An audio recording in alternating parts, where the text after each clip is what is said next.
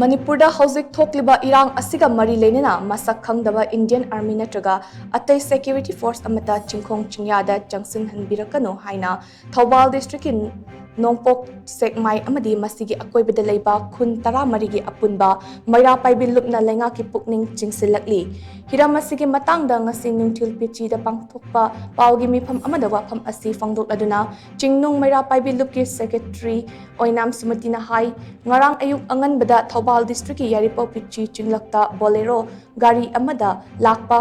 ꯈꯨꯠꯂꯥꯏ ꯃꯇꯤꯛ ꯆꯥꯅ ꯄꯥꯏꯕ ꯃꯁꯛ ꯃꯃꯤꯡ ꯇꯥꯛꯇꯕ ꯃꯁꯥꯅ ꯃꯁꯥꯕꯨ ꯏꯟꯗꯤꯌꯟ ꯑꯥꯔꯃꯤꯅꯤ ꯍꯥꯏꯕ ꯀꯥꯡꯕꯨ ꯑꯃꯒ ꯃꯩꯔꯥ ꯄꯥꯏꯕꯤ ꯏꯃꯥ ꯏꯕꯦꯜꯁꯤꯡꯒ ꯃꯨꯛꯅꯕꯒꯤ ꯊꯧꯗꯣꯛ ꯑꯃ ꯊꯣꯛꯈꯤ꯫ ꯈꯨꯠꯂꯥꯏ ꯃꯇꯤꯛ ꯆꯥꯅ ꯄꯥꯏꯔꯒ ꯆꯪꯂꯛꯂꯤꯕꯁꯤꯡ ꯑꯗꯨ ꯆꯤꯡꯅꯕꯗꯒꯤ ꯃꯩꯔꯥ ꯄꯥꯏꯕꯤ ꯏꯃꯥꯁꯤꯡꯅ ꯀꯔꯤꯒꯤ ꯃꯐꯝ ꯑꯗꯨꯗ ꯂꯥꯛꯄꯅꯣ ꯃꯈꯣꯏ ꯀꯅꯥꯅꯣ ꯍꯥꯏꯅ ꯍꯪꯕꯗ ꯑꯁꯦꯡꯕ ꯑꯗꯨ ꯍꯥꯏꯈꯤꯗꯦ꯫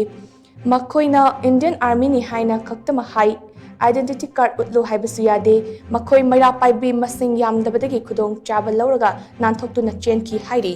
मणिपुर की हौजिक ओइरिबा फिबम असिदा चिंग्या तमयादा चिंगनानिंगाई ओइबा मवोंगदा सेक्यूरिटी पर्सनल सिंग चंगलक्लिबा असि तोहनबिगनो तंगाई फदना चंगलक्लबा तारबसु स्टेट पुलिस यावरगा चंगहनबियु मतुंगदा असिगुंबा थौदोक असि अमुक हन्ना थोरक्लबदे खुंगंग ngakpigani khungang 13 gi khunja singna chap chana thengnagani maduda thorakpa afafatagi tekchak pumnamak lengak pugadamni haina mahakna makha tana fongdoki Manipur government amadi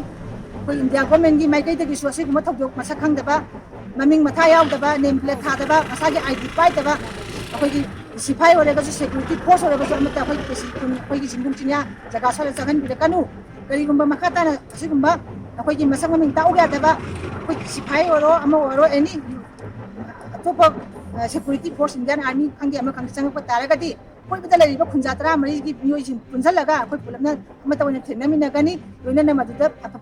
fatan da thokpa taragadi madu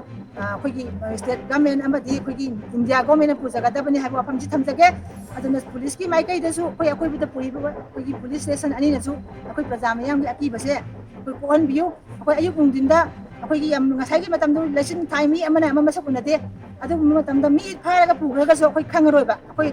kana mangje toisi kana no akoi gi Manipur praja ne ba aduna praja mo ne thamoi sokna akoi media gi thongda akoi wakachari asugumba thokdok se akoi army gi side ta ju police Manipur police gi side ta gi ju asugumba thok se matong unau to biganu